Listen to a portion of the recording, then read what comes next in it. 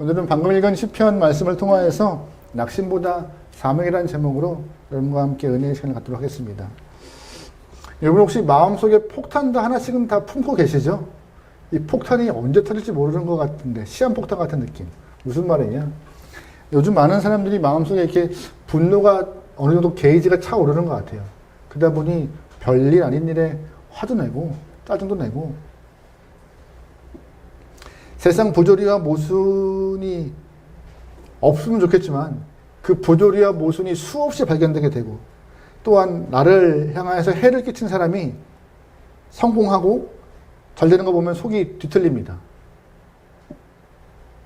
정말 뻔뻔하고 표리부동한 정치인들을 보면서도 불편함을 넘어서 화가 치밀 때가 많고요.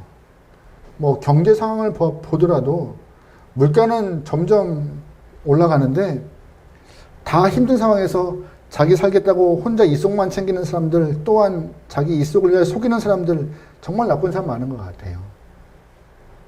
특별히 저 같은 경우는 이제 목회자이기 때문에 또 다른 분노함도 있습니다. 뭐 교단과 교계의 소식들을 들으면서 어떻게 이런 일이 있을까 또 한 번 화를 내기도 하죠. 하나님, 이건 좀 아닌 것 같은데요? 이거 좀 아닌 것 같아요 라고 자꾸 이렇게 하소연할 때가 많은데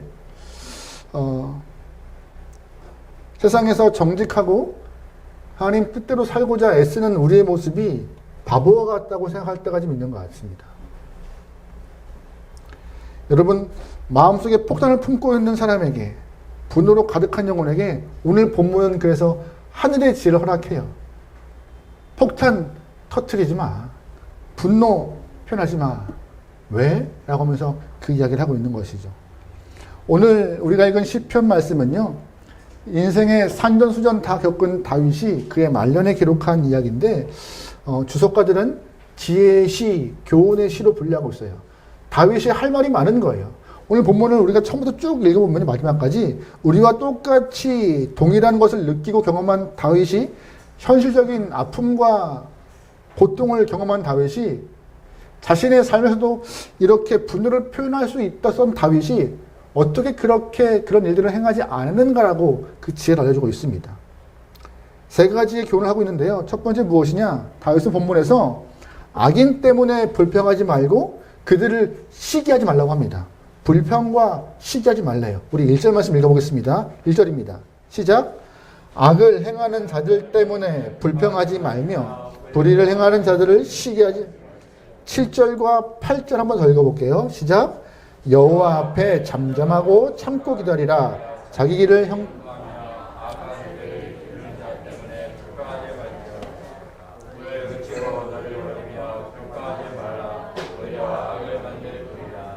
아멘. 다윗은 본문에서 말씀하고 있습니다. 악한 자들의 모습 때문에, 그 잘되는 모습 때문에 불평하거나 속상하지 말래요. 불평하지 말라고 말하고 있습니다. 왜 불평하지 말라고 할까요? 두 가지 이유예요. 첫 번째, 그 불평이 하나님 때문에, 다시 말해서 악한 자들이 잘됨이 주님 때문이 아닙니까? 라고 하는 뉘앙스의 표현이기 때문에 불평이. 왜냐하면 하나님, 이거 아니잖아요. 이렇게 되는 거 옳지 않잖아요 하는 그런 불평함이, 하나님, 당신이 가만히 있기 때문에 이렇게 일이 잘 되는 거잖아요. 저 사람들이. 주님이 벌 주시지 않기 때문에 저 사람들이 잘 먹고 잘 살고 승승장구하는 거잖아요, 하나님이라고 그 모든 뉘앙스가 주님께 있다는 것처럼 표현되기 때문에 불평하는 게 옳지 않다라고 말하고 있는 것이에요. 또 하나, 불평하지 말라는 이유는 뭐예요? 불평은 내 속을 태워요. 내 속을 태워요. 여러분 혹시 웃으면서 기쁜 마음으로 불평하시는 분 계세요? 어떻게 그럴 수가 있어? 이렇게 한 분도 없어요, 그런 분. 속에 열불을 나고 천불을 나죠. 불평이 뭐예요? 속에 불을 표현하는 것입니다. 신기하게도 오늘 본문에 불평하다라는 그런 히브리어 말을 보면은요, 히브리어로 하라라는 동사를 쓰고 있는데 그 하라라는 동사가 불태우다, 뜨거워지라는 말이에요. 다시 말해서 불평은 내 속의 뜨거움을 표현하는 것이고 그 뜨거움 때문에 마음의 평강을 잃어버리는 것 때문에 불평하지 말라는 것이에요. 어느 글에서 본 글인데 로마의 통치자 시저가 하루는 큰 잔치를 계획하고 많은 사람을 초대했습니다. 친구들, 주변의 사람을 다 초대해서 음식을 먹으며 즐거운 시간을 보내려고 계획했어요. 잔치 당일날 아주 멋있게 차려놨는데 야외에다가 가든파트까지 쭉 차려놨는데 날이 흐리기 시작한 거예요. 비가 오기 직전 같은 느낌들. 행사를 계획할 때 항상 좋은 날씨와 햇볕 쨍쨍하고 하늘 맑은 거 계획하는데 흐리면은 갑자기 안에서 짜증이 나고 불화가 스치밀기 시작합니다. 시저가 그랬던 것 같아요. 너무나 화가 나서 불평을 쏟기 시작하는데 그 불평을 어마하게 쏟습니다. 병사들에게 활을 갖고 와서 하늘에 쏘아라라고. 이게 엉뚱한 명령이지만 왕이 명령하니까 어떻게 해야죠. 병사들이 하늘 향해 활을 쏟다고 합니다. 근데 바보가 아닌 이상 활을 쏘면 뭐예요? 떨어지는 활은 다 병사들에게 쏟아지는데요. 다시 말해서 불평은 누구를 죽이는 일이에요? 불평 하늘들을 향하여서. 그래서 바울은 불평을 말라 하면서 8절 말씀에 분을 그치고 노를 바라며 불평하지 말라. 오히려 뭘 만들 뿐이다? 악을 만들 뿐이다. 하나님을 향하여서 하나님 때문이 아닙니까? 라고 하는 뉘앙스와 스스로를 상하게 하는 악을 만들기 때문에 불평하지 말라 하고 있는 것이에요. 또 하나, 불평은요, 어리석은 자가 하는 일이기 때문에 불평하지 말라는 것이에요. 여러분, 잘 아시는 이야기지만, 악한 자는 분명히 망합니다. 할렐루야. 그거 못 믿으면 우리는 못 살아요. 감사하게도 오늘 2절 말씀에 그런 표현이 있어요. 그들은 풀과 같이 속히 뭐당하고 배임당하고 또한 푸른 채소와 같이 금방 시들해질 수밖에 없대요.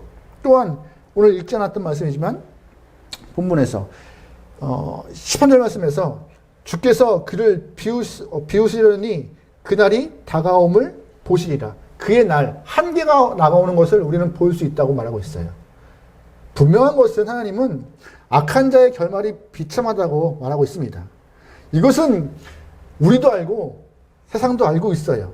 그래서 굳이 악한 자들의 멸망할 수밖에 없는 악한 자들의 모습을 향해서 시기하지 말라고, 자꾸 시기하여서 너의 마음을 불일 듯 하게 하지 말라고 말하고 있는 것이에요. 흥미로운 것은 시기하다라는 이 말이 히브리어 단어로 보면요, 카나라는 말이에요. 카나. 이 카나라는 단어의 뜻은 무엇이냐? 바로 부러워하다, 시샘하다는 뜻입니다. 시기가 오히려 부러워하고 시샘하는 거예요.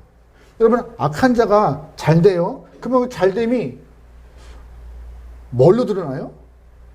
우리가 갖고 싶어 하는 걸 다 가져요, 그들은. 우리가 누리고 싶어 하는 것들 그들은 다 누려요. 그 마음, 그걸 바라보는 우리 마음속에 뭐가 생기는 거예요? 시기라는 표현보다 부러움이요. 시기를 포장한 부러움. 아, 나도 저렇게 해볼 걸. 그러면 저들과처럼 같은 걸 누릴 텐데라는 그런 부러움이 내 안에 존재하기 때문에 시기조차도 하지 말라라고 본문은 말하고 있는 것이죠. 슬그머니 그들의 모습을, 그들의 삶을, 그들의 생활을 부러워하고 시기라고 하는 미명하에 쫓아가지 않는 영혼들이 좋겠습니다. 하나님의 성도들은요, 시기와 불평이 어울리지 않아요. 혹시 여러분 그 선한목자교회 유기선 목사님 아세요? 이제 내년도에 은퇴하시는 큰 교회 목사님이세요. 대한민국 안에서 이제 본이 되는 만한 목사님이신데, 그분이 둘째 딸의 언행을 통하여서 크게 한번 놀란 적이 있으세요. 둘째가 어릴 때 콩쥐 파찌를 읽고 이런 이야기를 했대요. 아빠, 나 파찌가 되고 싶어. 대부분 콩쥐 파찌를 읽으면 콩쥐와 같이 심성 착한 사람이 되어서 도움받기를, 그러니까 권성징악의 이야기를 대부분 이렇게 결론을 삼는데, 둘째 딸이 아빠, 나 파찌가 되고 싶다라고 말하고 했더래요. 목사님 말. 그래도 목사 딸이잖아요.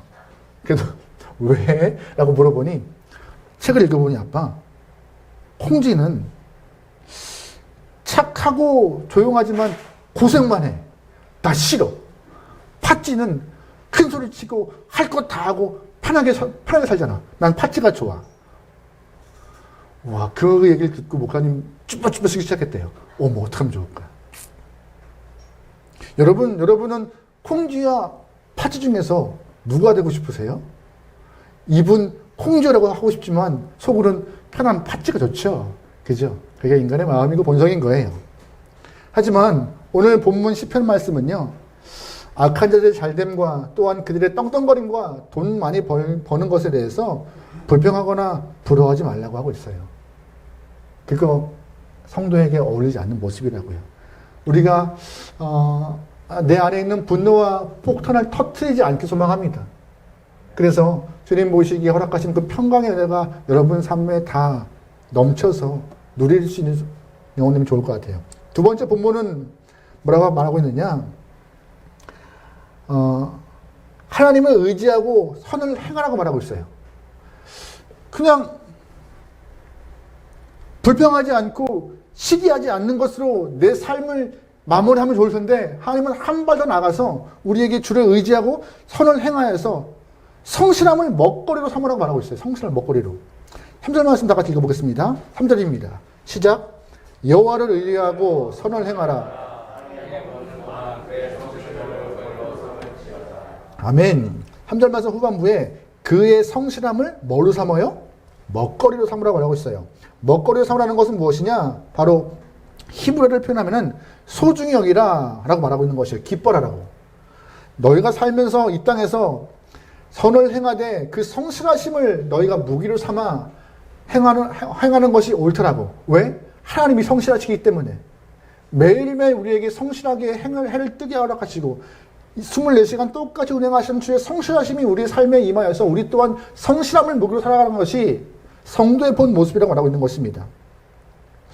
세상에 아무리 멀쩡해 보이고 아무리 소중해 보여도 아무리 화려하고 귀하게 보여도 세상 것은 멀쩡한 것이 없습니다. 멀쩡한 것이 없어요. 제가 한참 대학원에서 상담을 공부할 때 전공 교수님이 등산을 좋아했어요. 등산을. 근데 저희가 목요일날 수업이거든요. 목요일날 수업인데 목요일 아침에 학교 뒤에 있는 등산 코스도 뭐 높지 않아요. 한 1시간 반 정도 갔다 오고 아침에 사우나하고 밥 먹고 아침 수업하기를 원하셨어요. 매주. 그래서 저는 별로 등산을 좋아하지 않지만 그것 때문에 새로운 신발도 구매할 만큼. 근데 여러분 그 수업을 듣는 사람들의 99.9%가 다 목사예요. 무슨 말이냐? 새벽 기도회를 위하여서 4시부터 일어나서 새벽 기도하고 끝나면 불나게 학교 가서 등산하고 사우나하고 아침 먹고 수업을 시작해야 돼요. 그러면 오전 수업이 담당 교수 수업이에요. 같이 등산하고 있던 사람. 본인은 수업을 하기 때문에 안 졸겠죠. 수업을 듣는 우리들은 죽을 맛인 거예요. 근데 어느 누구도 교수님 힘듭니다. 수업을 하는 데 있어서 사명이 좀 어렵습니다. 수업에 집중하도록 좀 도와주시라고 말을 못하는 거예요. 왜? 담당 교수니까. 그러다가 한 번 이익이 났어요. 이렇게 그날도 어김없이 이렇게 아침에 새벽 기도를 마치고 학교에 가서 등산하고 사우나하고 이렇게 그런 코스가 되고 있는데 그날따라 조금 미끄러운 길이 있어서 어느 목사님이 산을 올라가시다가 나무를 잡고 올라가시는데 그 나무가 썩은 나무였던 것 같아요. 잡고 당기는 순간 쭉 부러져서 떨어지셨는데 다치셔서 깁스를 하게 됐어요. 그걸 빌미로 교수님 산행이 좀 무리인 것 같습니다. 라고 해서 그 이후에 산행을 안 했죠. 근데 그 목사님 넘어지셔서 깁스를 하신 목사님이 우리의 영웅인 것처럼 당신이 큰일을 했습니다. 큰일 했습니다. 근데 그 목사님이 이런 말씀 하시더라고요. 멀쩡해 보였더라고요. 가지가 정말 멀쩡해 보이는데 당기니까 힘을 못 쓰는 가지였더라고요. 참. 근데 그거 아세요? 세상 것들은 다 멀쩡해 보여요. 다 힘 있어 보여요. 똑바로 보여요. 근데 잡으면은 부러지고 힘을 나 하나 지태 못하는 힘을 갖고 있는 게 세상 것입니다. 오히려 본문과 같이 하나님을 의지하고 그의 성실을 기대하는 게 우리는 더 득이고 더 옳은 것이라고 본문은 말하고 있어요. 여러분, 다른 것보다 여러분 일평생 여러분이 질리지 않도록 붙잡아야 할 것은 세상 것이 아니라 하나님 것입니다. 왜요? 하나님의 모습은 변치 않으니까요. 언제나 동일하셔서 그 우리 앞에 서 계시고 또 우리를 이끄시는 분이 주님이시기 때문에 그분을 잡는 것이 우리의 이 분노의 마음을 다스릴 수 있는 가장 좋은 모습인 것이에요. 여러분, 하나님의 성실 또한 그 성실을 공부하다 우리 또한 그 성실함을 먹거리 삼아서 매일매일 살아갈 수 있는 귀한 영혼 되면 좋을 것 같습니다. 그런데 본문에서 성실함을 먹거리로 삼는 삶이 어떤 모습인가 잘 표현하고 있어요. 3절 말씀에 여호와를 의뢰하고 뭘 행해요? 선을 행하래요. 4절 말씀에 또 여호와를 뭐 하래요? 기뻐하래요. 그러면 그가 내 마음의 소원을 이루어 주신대요. 5절 말씀에 너의 길을 여호와께 뭐 하래요? 맡기고 의지하래요. 그러면 그가 뭐 한대요? 이루어 주신대요.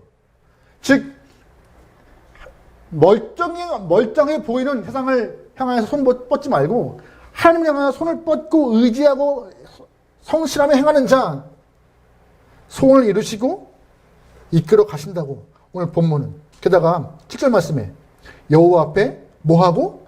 잠잠하고 참고 기다리는 것이 성실함을 이끌어가는 또 하나의 모습이라고 말하고 있어요.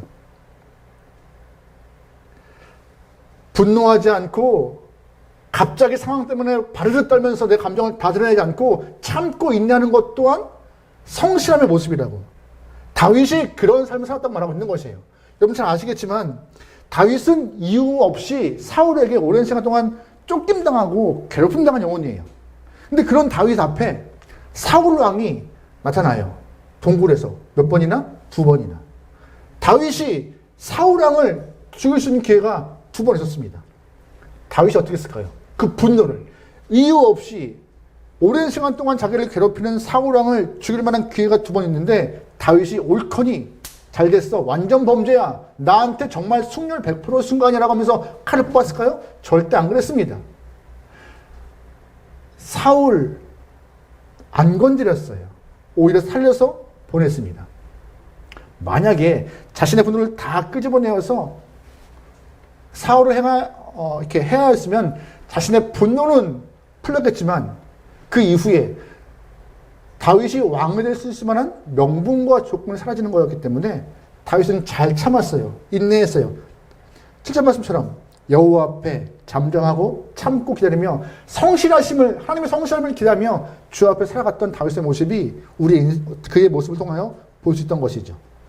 그래서 결국 하나님은 그 다윗의 참음과 의로움을 보면서 세우시죠. 9절 말씀에 여호와를 소망하는 자들은 그 땅을 차지한다. 다윗이 참고 견뎌 하나님의 성실하심을 통하여 그 땅을 차지하는 모습을 경험하였기 때문에 우리에게 똑같이 말하고 있는 것이에요.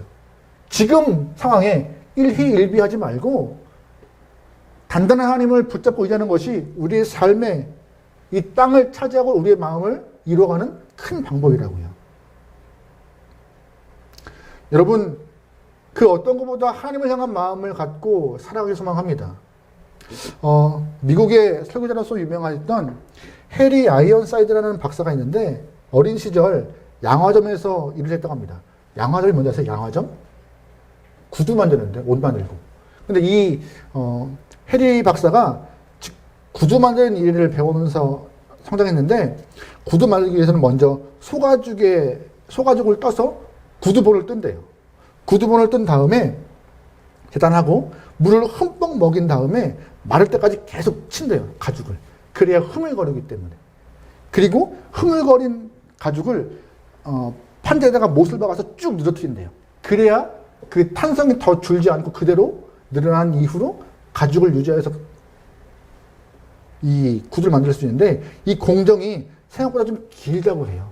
번거롭고 마를 때까지 가죽을 두드려야 하는 모습도 귀찮고. 이 해리 박사가 어느 날 그 다른 동네에 있는 양화점에 가서 심부름을 하고 있는데 그 공장에 구두 만드는 것을 보게 되었다고 해요. 근데 자신의 공장과는 다른 모습으로 구두를 만들대요. 똑같이 가죽을 뜯어서 본을 뜨고 물을 적시는까지 하는데 방망이로 가죽을 치지 않고 그냥 판에다가 못을 받고 박아놓더래요. 줄지 않도록.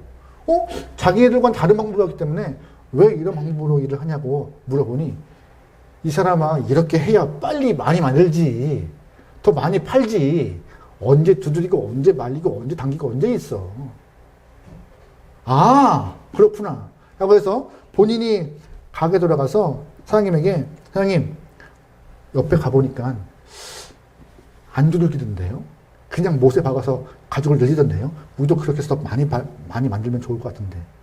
그러자 그 양화점의 사장님이 이런 말씀을 했다고 합니다. 성경을 끝내시면서 하시는 말씀이 골로새서 3장 23절 말씀이에요. 같이 볼게요. 시작. 무슨 일을 하든지 마음을 다하여 누구에게 하듯이? 이 사장님께서는 어떤 일을 하든지 하나님께 하는 것처럼 최선과 정성을 다해서 성실히 행하였기 때문에 나는 이 일을 하는 것이다. 더 많이 팔고 더 부자가 되는 것보다 이 신을 신는 사람이 하나님의 사랑을 느낄 만큼의 그 은혜가 있기를 소망하는 마음으로 그에 가는 발걸음이 하나님의 은혜를 경험할 수 있는 발걸음이 될 수 있도록 나는 이 구두를 만드는 것이다라고 그때 깨닫고 이 말씀을 평생 품고 살았던 해리 박사 설교자의 모습이라고 자기도. 여러분은 이 가슴에 어떤 걸 품고 계시죠? 이 영혼은 이 말씀을 품고 살아요. 무슨 일을 하듯 죽게 하듯 한다라는 이야기. 매일매일 죽게 하듯. 하나님의 백성은 이 안에 폭탄을 품은 영혼들이 아니에요. 하나님의 백성들은 이 안에 예수를 품고 예수의 정신으로 살아가는 것입니다. 예수 정신이 뭐예요? 선으로 악을 이기는 것입니다. 악으로 악을 갚아서 너 이놈 봐라. 내가 대를 주고 말을 받은 거 맞나? 대를 주고 말 받은 거? 맞죠? 내가 아니 대를 주고 말 아무튼 내가 더 갚을 거야. 2배, 3배. 이거 아니라는 거예요. 오히려 선으로 악을 이겨서 주의 영광 돌리는 일, 이게 주의 백성이라고. 폭탄 품지 말고, 폭탄 터뜨리지 말고, 더 크게 키우지 말고. 그래서 예수님의 말씀을 따라 여러분이 생명의 길을 갈 수 있는 주님의 귀한 영혼들이 볼 것 같습니다. 우리 9절과 10절 읽어보죠. 시작. 진실로 악을 행하는 자들은 끊어질 것이다. 아멘.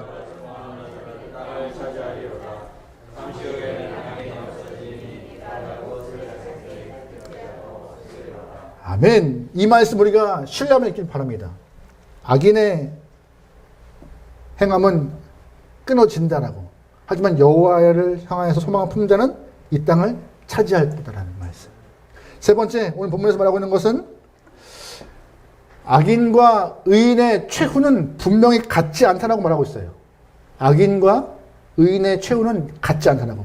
27에서 29절까지 오늘 우리가 읽지 않았던 말씀이지만 지금 읽어볼게요. 27절에서 29절까지 말씀입니다. 시작. 악에서 떠나 선을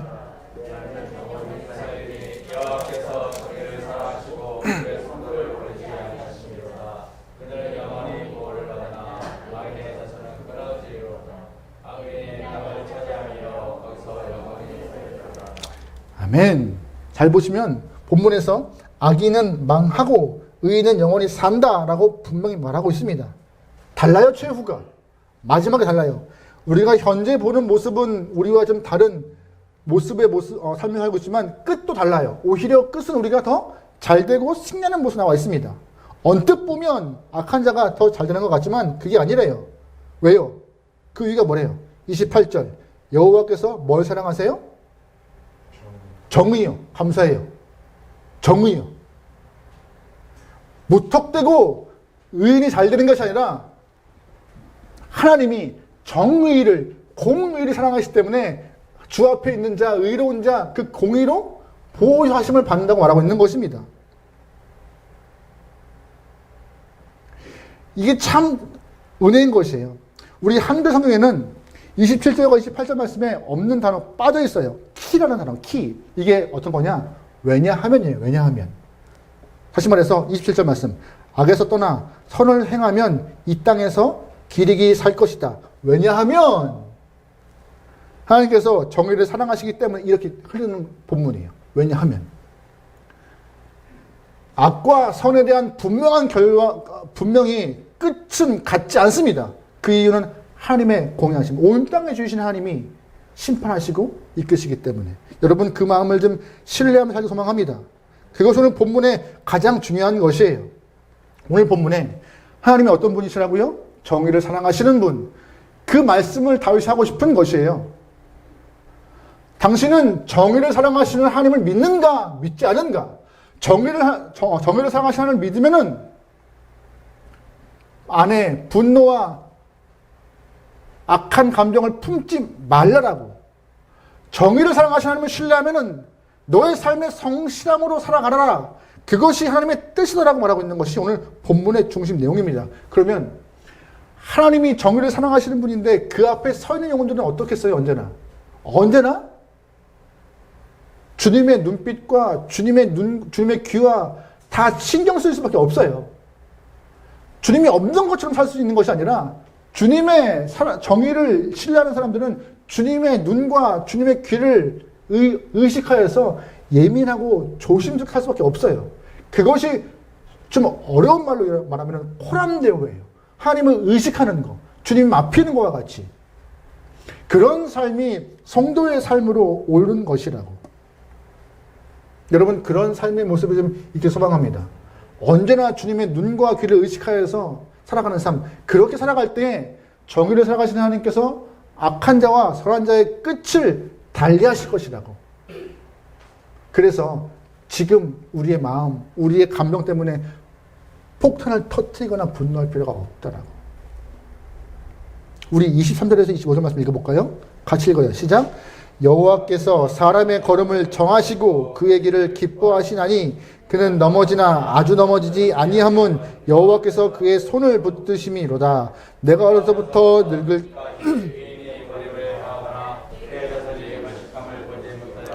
할렐루야. 말씀 보시면은 여호와께서 그의 손으로 붙드신대요. 의인이 버림당함을 보았다 못 보았다? 못 보았다. 하나님이 끝까지 지키신다. 그것이 우리의 큰 소망인 것입니다. 소망인 것이에요. 혹여나 어떤 분들은 목사님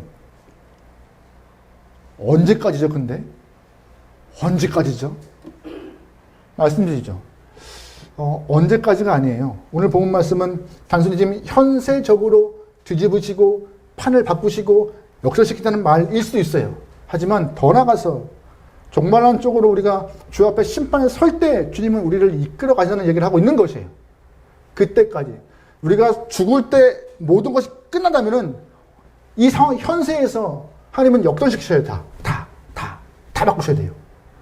그러면 굳이 전도하지 않아도 전도 잘 돼요.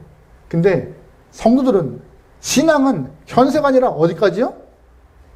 끝까지 심판 그 이웃까지의 모습을 우리는 꿈꾸기 때문에 이 지키신다는 표현이 역전과 상을 반전시키는 그 표현들이 종말론 너머까지 심판 너머까지 있음을 여러분 기억하시면 좋을 것 같습니다. 어떤 분에게는 현세에 뒤집어 쓸 수 있겠죠. 하지만 어떤 분은 심판대 앞에 설 때 주님 내가 주의 성실한 분을 신뢰하여서 성실히 선으로 악을 이겨냈습니다라고. 그럼 주님이 그렇게 판단하시면서 악한 길이 죽음의 길이 아니라 생명의 길로 천국으로 우리의 삶을 이끌어 가시는 것이에요. 그런 소망함 여러분 품게 소망합니다. 그래서 우리가 살면서 이 악한 자들을 바라보지 않고 성도들의 마음은 사명을 발견해야 돼요. 사명을. 어제 있던 일인데요. 자꾸 요즘에 저희 가족 얘기를 좀 해서 죄송한데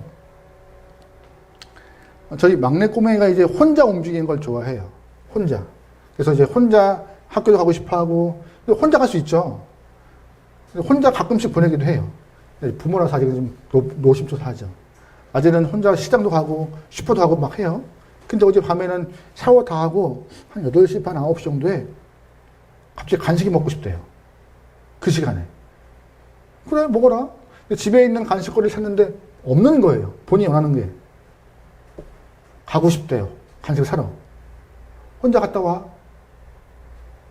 평소에 잘 가던 아이가 갑자기 안 된대요. 갑자기 위험하대요. 갑자기 무섭대요. 아빠 같이 가.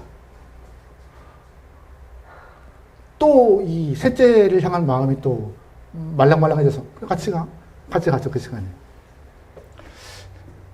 여러분, 밤이 되는 순간 아이는 무서워해요. 왜 무서워할까요? 혼자 가는 것도 무섭고 어떤 상황이 발생할지 무섭고. 근데 같은 길을 밤과 낮 차이지만 아이는 무서워합니다. 근데 이거는 영적으로 어린아이들, 영적으로 미숙한 영들도 똑같은 것 같아요. 영적으로 미숙한 영들도. 눈에 보이는 것이 다라고 생각하는 것은 거기에만 집중하여서 하나님을 인식하지 못하지만 오히려 삶이 쉽지 않고 고난 가운데 어둠에도 내 마음을 지켜내는 그 영적인 강인함을 갖고 있는 영들은 밤 같은 삶이든 바람 부는 삶이든 동일하게 주 앞에 서 있는 모습으로. 여러분, 영적인 어린아이가 아니라 건강한 성인 같은 영적인 장성한 군인이 되어서 어떤 상황이든 흔들리지 않고 동일한 모습의 성도가 되면 좋을 것 같아요. 그게 주님이 바라시는 우리의 모습 아닌가요? 사무엘 스컬이라는 사람이 글을 쓴 이야기인데요. 애리조나에서 농장을 하는 사람이에요. 사막에서 농장을 하다 보니 뭐 쉽지 않은 상황이겠지만 그래도 아이와 아내와 함께 열심히 살았습니다. 근데 사막에서 어느 순간 이렇게 토네이도가 몰아닥쳤대요. 쉽지 않은 상황이겠죠. 밤새 비바람과 큰 시간들을 경험하여서 이제 바람이 좀 잔잔해지고 밖에 나가볼 수 있을 만한 용기가 생겨서 밖을 나가보니 농장 지붕은 다 날아가고 뭐 키우던 소와 닭은 다 널브러져 있고 닭들은 막막함이 몰려오기 시작하더래요. 이걸 어떻게 키웠고 어떻게 읽었는데 어떻게 하면 좋을까? 한숨을 쉬면서 정리하고 또한 정리하고 있는데 슬슬 날이 밝아오면서 동이 트기 시작했다고 합니다. 근데 저기 구석에서 뭐 하나가 푸적푸적 거리더래요. 보니까는 수탉 한 마리가 물에 옴팡 젖기도 하고 털도 빠져가지고 정말 그 위용이 당당한 수탉이 아니라 볼품 없는 수탉이 꾸역꾸역 구석에서 기어 나오더래요. 그러니 가장 높은 곳에 올라가서 동 쏘는 거 보면서 꼭끼요 하더래요. 꼭끼요 하더래요. 그걸 보면 이 사무엘 스컬이 큰 은혜 받았다고 합니다. 무슨 말이에요? 하나님은 이 닭의 DNA에 동이 튀면 꼭끼요 하는 메뉴를 심어 오신 거예요. 자신의 상황, 이 현실의 모습, 그냥 감사한 것은 하나님은 우리 인간의 매뉴얼에 하나님을 사랑하고 찾는 매뉴얼을 주셨어요. 그래서 찾는 자가 누리는 복이 있음을 말씀을 설명하고 찾기를 계속 우리에게 강요하고 계세요. 찾아라. 찾아야 한다. 본능적으로 주님을 찾고 본능적으로 하나님을 향해 간구하는 마음. 본능을 넘어서 이제 믿음으로 어떠한 상황이든 흔들리지 않고 주님을 향한 믿음의 고백이 있는 영혼들. 그 영혼을 주님이 붙잡아 쓰신다고. 우리 안에 예수님이 계세요. 그래서 말씀하세요. 나의 안에 거하라. 내 안에 거하라. 내가 너 지명했고 불렀고 보배롭고 존귀도 말했어. 내 안에 거해. 선으로 악을 이기는 모습으로 우리 살아가 보자. 내 안에 있는 감정과 분노의 폭탄 터뜨리지 말고 주님과 함께 한 걸음 가보자. 여러분 안에 허락하신 사명과 주의 마음을 품고 이 땅에서 주님과 아름다운 신앙의 길을 한 걸음 한 걸음 갈 수 있는 저와 여러분들은 좋을 것 같습니다. 폭풍 같은 시간들이 경험할 때라도 폭풍을 잘 건져낼 수 있는 저 여러분 승리하여서 주 앞에 영광을 소망합니다.